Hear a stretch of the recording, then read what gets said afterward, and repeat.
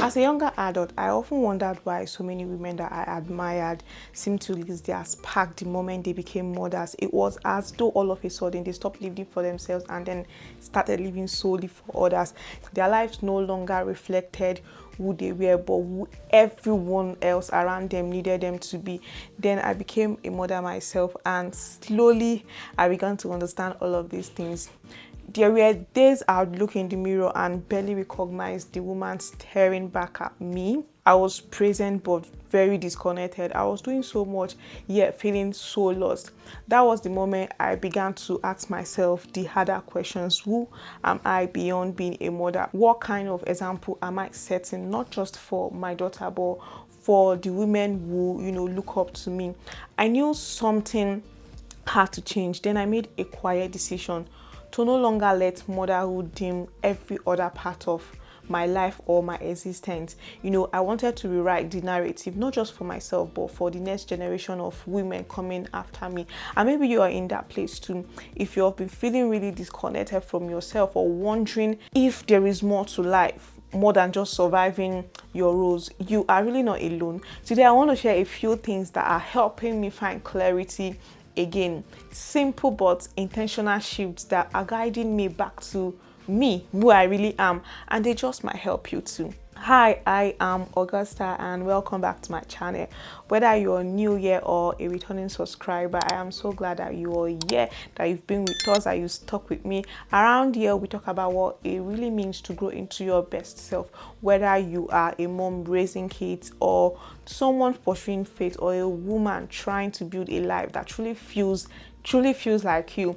Whether you're finding your voice again or building something new from scratch, this is your space. You are in the right place. In today's video, I want to share a few things that have been helping me find and maintain clarity in the ever beautiful and often chaotic world of motherhood. Now, as a first-time mom living in an environment completely different from where I grew up, this journey has really stretched me in ways that I never really expected. Before having my baby, I proudly called myself, a career-driven woman. I still am. I was working in corporate as a data analyst. I had a clear plan for my career and a vision for what I really wanted from life. But now, 16 months into being a mother, 16 months into motherhood, I have found myself constantly reevaluating everything: my career, my identity, and what success actually feels to me. Motherhood comes with so much, whether you are prepared or not. It hits each of us differently. But one thing I think many of us can actually relate to is how overwhelming it can sometimes feel. Now, this new season has a way of disorienting even the most organized, focused woman. It can leave you questioning everything, feeling like you've lost your rhythm and sometimes even yourself. And for so long, society has conditioned us mothers that once we become mothers, we are supposed to let go of every other thing, that our entire existence should revolve around our children. But I have also seen what happens when women live only for their kids. I have seen the loneliness, I have seen the regret, and I have seen the quiet longing once the kids or the children are grown and gone. And even as a young mom, I have had moments where I didn't like the woman that I saw in the mirror. I didn't feel like me. So I began to do the inner work to realign with the values, the dreams and habits that actually make me feel alive. Because what I believe is that as mothers, we can't really pour from an empty cup. And if you are not truly happy in your new role as a mother or in your life as a wife or as a homemaker, if you're not grounded and fulfilled, it's hard to raise a home that feels whole. So today I am sharing the simple but powerful things that I have been doing to find clarity again. This is not about perfection but about presence. So let's get into it. Now, before I dive into the things that that have actually helped me, let me quickly share what I mean by clarity, because I know that it could feel really vague. It could feel like a vague word. For me, clarity is about coming back to myself. It's about knowing what truly matters in this season of life and making decisions that realign with my values and aspirations. Clarity helps me focus my energy to avoid unnecessary distractions and also to navigate life's challenges with greater purpose and peace. Now, for me, clarity is not about having everything figured out, but about living more intentionally, more grounded, even in the beautiful, chaotic role of being a mother, the chaotic or the chaos of motherhood. Now, the first point is asking honest questions and reconnecting with my vision. When I found out that I was going to become a mother, everything I did, every decision suddenly became about the person that I was going to meet. So I was so invested in my daughter, in preparing for this new life, that everything I chose personally and professionally revolved around her. And while I don't actually regret being really intentional back then, looking back now with the perspective that I have, I can see how I completely forgot about my own vision, my goals, my plans, and the things that made me feel alive before motherhood. Somewhere along the line, I stopped checking in with myself. I stopped asking, is this the kind of life that I still want? Does this align with the kind of life that I want? And eventually I started to feel really disconnected. I was doing the daily tasks, but I didn't feel like me. Days were passing and it didn't feel like I was living. I was just existing. So I started to ask myself questions, some really honest questions. Questions like, what do I want to be known for beyond being a mom? And can I also grow as my kids grow? Why do I also feel, envy towards women who show up fully in motherhood and in purpose? And what lessons have I learned from watching my own mother's sacrifices? Now, these questions have become like an anchor for me. They've helped me to refine what I truly value and how I want to live moving forward. Now, I am setting goals that actually reflect who I am, not just who I am expected to be. And that clarity has brought me so much peace. It helps me make really great decisions, ones that align with me as a woman, as a wife, and as a mother. Now, maybe for you, the first step to clarity isn't a planner or, a perfect routine. It's about asking yourself honest questions. Questions that help you remember who you are and what matters to you right now. Now, the second thing I did was to start living like me again. One thing that really helped me regain clarity was going back to the things that I have always loved, the things that truly made me feel like me. For me, that included my faith, my personal development, and cooking.